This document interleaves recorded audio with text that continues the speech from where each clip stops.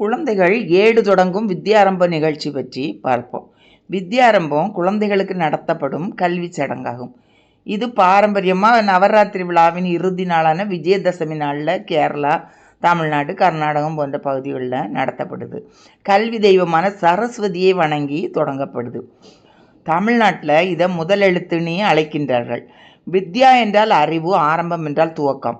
இது வீடுகள்லையும் கோயில்கள்லையும் நடத்தப்படுது. தற்காலத்தில் மழலையர் பள்ளியிலும் வித்யாரம்பம் நடத்தப்படுது. இந்த சடங்கின் போது முதல்ல ஒரு குரு ஒருவர் மந்திரம் ஓதி, பிறகு பரப்பப்பட்ட அரிசிக்கு மேலே குழந்தையோட கையை பிடிச்சி எழுத்துக்களை எழுத வைப்பாங்க. முதல்ல ஆ எழுத வைப்பாங்க. ஆங்கில வவ்வல் எழுத்துக்களான AEIOU என்ற அந்த எழுத்துக்களையும் இப்போ எழுத வைக்கிறாங்க குழந்தைகளை. ஏன்னா இப்போ ஆங்கில வழி கல்வி காலம் அல்லவா, அதனால தான் அதையும் எழுத வைக்கிறாங்க. பிறகு குழந்தைகளுக்கு இனிப்பு கொடுக்குறாங்க. இனிப்பு பிறகு கல்வியில் சிறந்து விளங்கணும் அப்படின்னு ஆசீர்வாதமும் கொடுக்குறாங்க. பள்ளிகளில் அதற்கு பிறகு புத்தகங்கள் எல்லாம் வழங்குறாங்க. இந்த விழாவுக்காக அந்த குழந்தைகளோட பெற்றோர்களையும் அழைச்சி கௌரவிக்கிறாங்க. பெற்றோர்களும் வந்து குழந்தைகளோட கலந்துக்கிறாங்க.